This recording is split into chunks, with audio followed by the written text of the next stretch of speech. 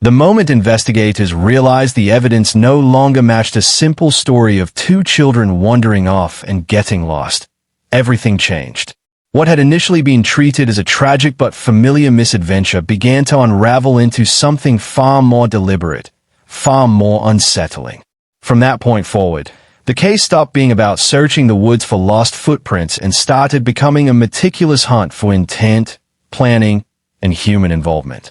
Before we go any further, make sure you hit the subscribe button and turn on your notifications so you don't miss first-hand updates on this story and others like it as they continue to develop. In the earliest days of the investigation, the working theory followed a path law enforcement knows all too well. Children wander, become disoriented, and fall victim to exposure or terrain. That assumption guided the first searches, the deployment of ground teams, and the tone of public messaging. But as hours turned into days, subtle inconsistencies began piling up. Searchers found no clear signs of panic-driven movement, no continuous trail suggesting aimless wandering, and no environmental indicators that matched previous cases involving lost children. This absence didn't just slow progress, it actively challenged the original narrative. Behind the scenes, investigators began quietly reassessing their assumptions. Experienced officers know that when a case refuses to behave like it should, the theory, not the evidence, often needs to change. The RCMP's internal discussions reportedly shifted toward the possibility that the children did not leave the area on their own. Instead, the emerging idea was far more troubling, that someone intentionally removed them from the scene. This pivot wasn't sudden or reckless. It was the result of later analysis, consultations with behavioral experts, and comparisons to past investigations where alien misclassification delayed justice. This change in focus had immediate consequences. Search parameters were re-evaluated, timelines were scrutinized more aggressively, and the lens through which every piece of evidence was viewed became sharper.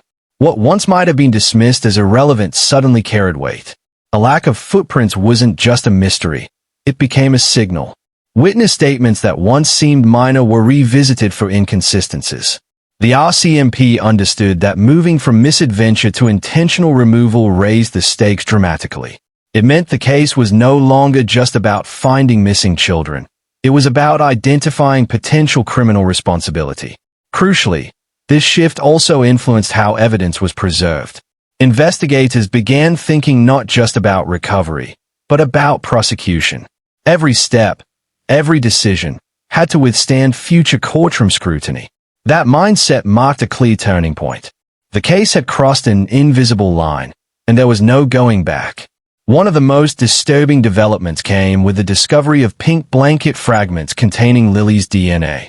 At first glance, fabric debris might not seem extraordinary in an outdoor search. But context is everything. These fragments were not found in a single area, nor along a logical path of movement. Instead, they appeared across multiple locations separated by distance, terrain, and time. For investigators, this distribution pattern immediately raised red flags. Children who wander typically drop items unintentionally, and those items tend to cluster along a route. Hey, there was no such continuity. The fragments seemed placed rather than lost, suggesting human involvement. The idea that a blanket could tear itself into pieces and scatter across distant points without assistance strained credibility. DNA confirmation intensified the implications. This was not just any blanket. It was directly linked to Lilly. That connection transformed the fragments from passive clues into active evidence. Analysts began asking hard questions. Who handled the blanket? When? And why? Was it transported? Was it deliberately cut or torn? And most importantly, what message, if any, was being sent by its placement? The emotional weight of this discovery was heavy, but investigators had to remain clinical. Fabric evidence can tell a story, but only if interpreted carefully. Specialists examined fiber patterns, tear marks, and environmental exposure to determine whether natural forces could explain the damage. The results reportedly pointed away from accident. Instead, the evidence suggested intentional fragmentation, possibly staged to create confusion or mislead search efforts. This finding also forced a reassessment of earlier search conclusions. Areas previously cleared were reopened, and new search zones were established based on the assumption of vehicle transport rather than foot travel. The blanket fragments became anchors in a growing web of evidence, each one hinting at coordination rather than chaos. In outdoor disappearance cases, footprints are often the most reliable narrators. They reveal direction, pace, hesitation, and sometimes fear. In this case, the silence of the ground spoke volumes. Despite extensive searches, investigators failed to uncover a continuous trail of footprints consistent with two children moving independently through the area. Initially, weather conditions were considered. Rain, wind, and natural erosion can erase tracks quickly. But even accounting for environmental factors, the complete absence of a coherent footprint trail was unusual. Experienced search teams noted that at least partial impressions should have survived, especially near entry and exit points. Their absence suggested that the children may not have walked away at all. This realization further eroded the wandering theory. Children unfamiliar with terrain tend to follow paths, roads, or clearings. They stop, turn back, leave signs of indecision. None of that was evident here. Instead, the ground told a story of interruption rather than progression. Investigators began mapping hypothetical scenarios that fit the evidence. One possibility stood out: removal by vehicle.